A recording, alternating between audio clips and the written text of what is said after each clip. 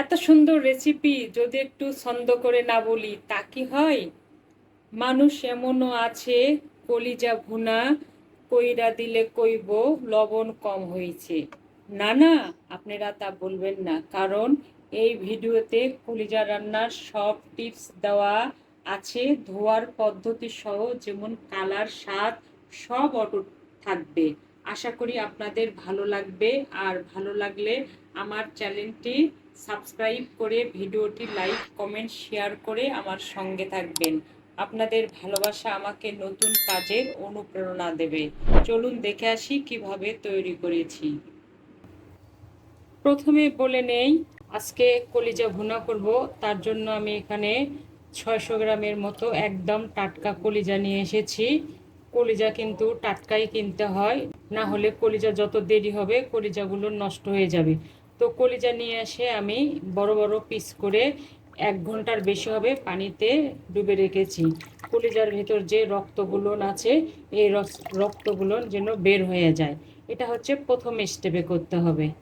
এখন আমি এই বড় টুকরাগুলো নিয়ে যাব দ্বিতীয় স্টেপে কিভাবে পরিষ্কার করতে হবে তার জন্য। দ্বিতীয় স্টেপে যে কলিজা পরিষ্কার করব, এই স্টেপটা কিন্তু খুবই গুরুত্বপূর্ণ, এটাও অবশ্য করতে হবে। তো এখানে আমি চুলাতে পানি বসিয়ে দিয়েছি, জালটা হাইটে দিলাম, একটু তাড়াতাড়ি গরম হবে। এখন আমি কলিজার টুকরাগুলো তুলে এই পানির ভেতরে দেব। এই পানির ভেতরে দিলে হবে কি, এর ভেতরে যে রক্ত বের হয়ে আসছে, এগুলো সব গরম পানি পেলে সব রক্তগুলো বের হয়ে যাবে। কলিজার যে একটা বাজে গন্ধ আছে, সেই গন্ধটা দূর হয়ে যাবে। রান্নাটা অনেক সুস্বাদু হবে, কালারটাও সুন্দর হবে। তো 8-10 মিনিটের মতো সময় হবে। দেখতেই পাচ্ছেন কত রক্ত, চাপ দিচ্ছে আর বের হয়ে যাচ্ছে। তো গরম পানি দিলে এগুলো খুব তাড়াতাড়ি বের হয়ে যাবে। তো দিয়ে দিলাম। এখন আমি 8-10 মিনিট এখানে রাখবো। অলরেডি কলিজার ভেতরে যে রক্ত আছে সেটা বের হতে শুরু করেছে, জাল পেলে আরো বের হবে। উপরে যে একটা ময়লা ফেনা ফেনা, সাবানের ফেনা মতো, এটা কিন্তু ফেলে দিতে হবে। তো জাল হতে থাক, আমি সেই পর্যায়টা দেখিয়ে দেব। চলে এলাম 5-6 মিনিট পরে। আমি এরকম চাপ দিয়ে রক্তগুলো বের করেছি, আর গরম পানি পেলে তো এমনি বের হবে। এই যে উপরে যে ময়লাগুলো, এই যে ময়লাগুলো কিন্তু সব ফেলে দিতে হবে।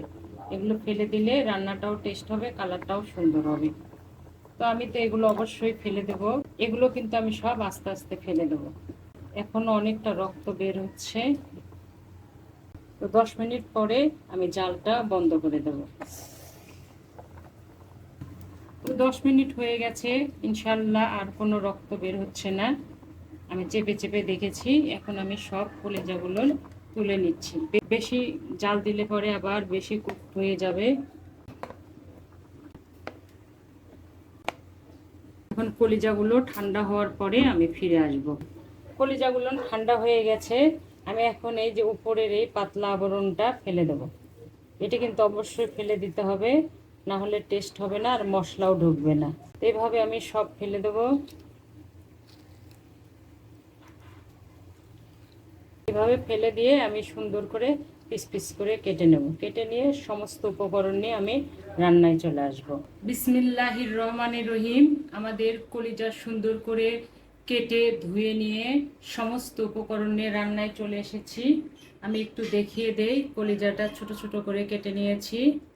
আর কলিজাটা এভাবেই কাটতে হয়, তাহলে মশলাগুলো সুন্দরভাবে এর ভেতরে রয়ে যাবে, খেতে টেস্ট হবে।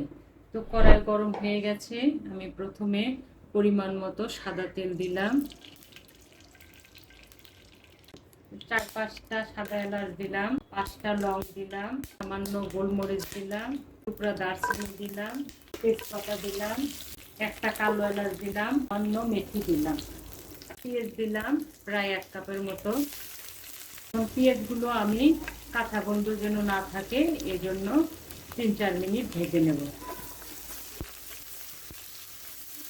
পেঁয়াজ ভাজা হয়ে গেছে। এখন পরিমাণ মতো পানি দিচ্ছি বাকি মশলাগুলো দেওয়ার জন্য। স্বাদ অনুযায়ী লবণ দিলাম, 1 টেবিল চামচের একটু কম আছে আদা বাটা দিলাম, রসুন বাটাও 1 টেবিল চামচের একটু কম আছে, দিয়ে দিলাম। জিরা বাটা 1 চামচ আছে, এখানে আমি একটু জিরা গুঁড়া ধনে গুঁড়া ব্যবহার করব। হলুদ পরিমাণ মতো। আমি এখন বাটা মশলার জন্য গন্ধ না থাকে সেজন্য একটু ভেজে নেব, তারপরে বাকি মশলাগুলো দিয়ে দেব। স্বাদ অনুযায়ী মরিচের গুঁড়া দিলাম, জিরে আর ধনের গুঁড়া সহ 2 চামচ আছে দিয়ে দিলাম। রাখা কলিজাগুলো দিয়ে দিচ্ছি। এগুলো কিন্তু কাটার পরে আমি অনেক কয়েকবার ধুয়ে নিয়েছি।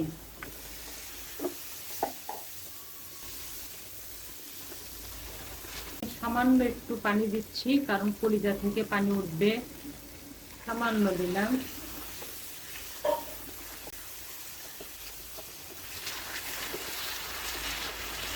এখন আমি পানি ওঠা পর্যন্ত অপেক্ষা করব। কলিজা থেকে একটু পানি বেরিয়ে এসেছে। এখন আমি এই পানির ভিতরে ভালো করে কলিজাগুলো কষিয়ে নেব, এতে করে রান্নাটা অনেক সুস্বাদু হবে। একটু কষানো হয়ে গেলে আমি ফিরে আসব। ফিরে এলাম 5-6 মিনিট পরে।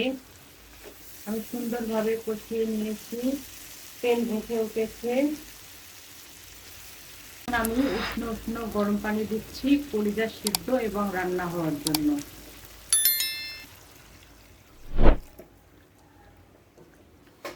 কলিজা কিন্তু একদম বেশি রান্না করা যাবে না, অনেক লং টাইম ধরে, এতে করে কলিজা শক্ত হয়ে যাবে।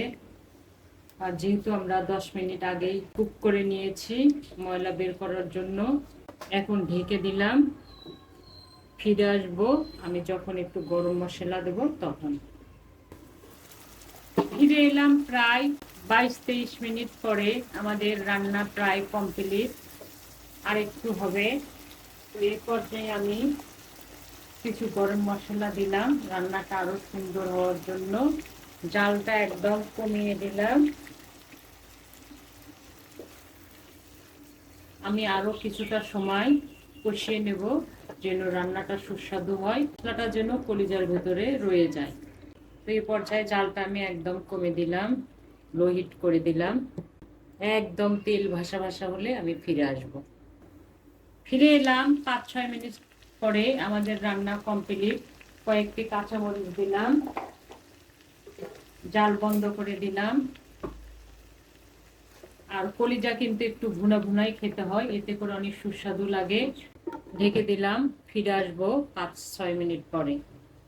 ফিরে এলাম 5-6 মিনিট পরে। কালারটা যা সুন্দর হয়েছে, একদম পারফেক্ট। আমি একটু পরিবেশন করে দেখাচ্ছি। খুবই সুন্দর একটা ফ্লেভার আসছে।